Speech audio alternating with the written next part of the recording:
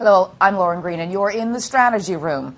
Republican presidential candidate Ben Carson is slamming the media for closely scrutinizing his personal history, specifically a report from CNN that calls into question Carson's stories about his violent childhood, including his claim that he once attempted to stab a close relative. Here's Carson on the Kelly File this week. This is something that I've decided to do. None of those people decided that they wanted to do this, and the media is ruthless. So, I would say to the people of America, do you think I'm a pathological liar like CNN does, or do you think I'm an honest person? And I'm going to leave that up to the American people to make that decision. Joining me today with analysis, our political strategist Basil Smikle Jr. and Lee Carter. Welcome to you both. Thank you. Okay, so Carson's stories about the violent past, well documented, he says, among them that he attempted to stab a close relative once, and he once attacked his mother with a hammer. Now, CNN says they were not able to verify any of these stories. Basil, do you think the coverage was fair? The coverage is fair in the sense that when you run for any office, certainly President of the United States, white hot spotlight, so everything you say is going to be questioned and parsed. That's normal.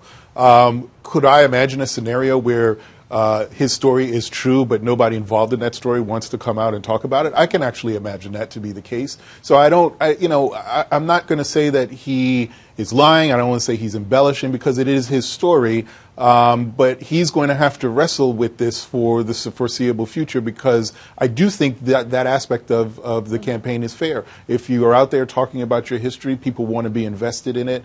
You want them to be invested in who you are. So you can scrutinize it, and it should be all right. Billy, one of the things you want to ask, though, is should we be scrutinizing CNN's scrutinization of Carson? I mean, did they get the facts right? Yeah, we absolutely should. I mean, there were 9 kids that grew up with him or were in school with him at some point, 9 people that said, they didn't say he lied, they said they never saw any of these behaviors. 9 children that said they never saw it. Well, you don't know. I mean, people had no idea what was going on in my house. I have no idea what was going on in everybody else's house. And certainly, it's not surprising to me that there would be 9 people in his life that would say, I never saw that. Yeah, siblings do remember, and even, siblings remember information wrong from the same household. But, yeah. One of the things that, should Carson be, getting used to this kind of coverage? I mean, he is in the lead. He is the major target right now. Should he just be getting used to kind of, this is what's going to happen to you? Sure. Let's think about 2008. Barack Obama is pushing ahead of Hillary Clinton. He has now captured the spotlight, and and he's talking about his engagement with a particular church and home, and then all of a sudden that church and that minister become the focus of the conversation for a couple of weeks. He wound up changing the narrative quite skillfully when he then did a speech on race in Philadelphia, if I remember correctly.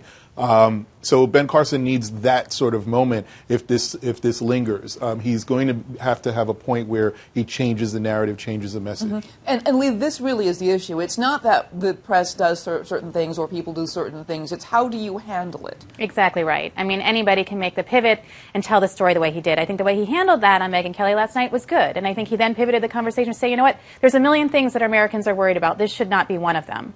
And I think what's interesting about this is his master story, and one of the appeals, we were just talking about this earlier, is that he had a spiritual transformation. Mm-hmm. And, it's aspirational to people. People love to hear those stories where you're better than you were before, and you want to follow those kinds of people. Mm-hmm. So trying to find something that's going to question whether or not that transformation is real isn't that surprising. He should expect that kind of thing to be happening, and she should be prepared for it.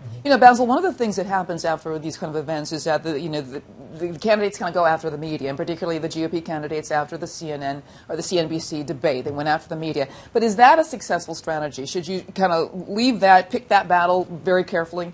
It's a fine line that every candidate has to walk because you kind of need the media, right? You need to be on television, and presidential campaigns are in the air. They're not necessarily flyers in mailboxes and subway stops. Right. And so you do need the media, but I think to the point earlier, if you're attacked and you need to change the messaging and change the narrative, you have to be able to pivot. So you need the media as a friend, as an ally, but you have to know how to engage it. Okay, so Lee, how does Ben Carson get the media on his side? And I'm not just talking about people like Kelly File. I mean, they've actually picked that one specifically, but how can he get the general media on his side? I think it's a really good question. I think we see all candidates are struggling with that because what makes news, what people are interested in is why should I question this candidate? And so people want to be able to see that. And that's what journalism is about, is showing us the good and the bad of the candidates. So I think what Carson needs to do, what all of the candidates really need to do is be prepared. This is my story. And I'm going to tell my story. This is my vision for America. And this is, and show what's in it for the American people if I'm going to be part of it. So I think really they just need to rise above it and tell their story. And they have to expect that this is going to happen because this is part of the game. And he did kind of do that. He says, these are the facts. The people can make up their minds for themselves. And just what I'll say very quickly, I will say this, that the American people and voters do not like, they'll forgive a liar, but they won't forgive a hypocrite. So they may deal with him and engage him and support him if he's embellished here and there, but if the whole story tends not to be true, and that narrative then is based on some falsehood, that I think becomes a bigger issue because now you are hypocritical, and I think that's when the voters would then tune out. All right, I want to thank you so much, Basil and Lee, for being here. And you can check out foxnews.com for more on the 2016 presidential race. I'm Lauren Green, and thanks for watching.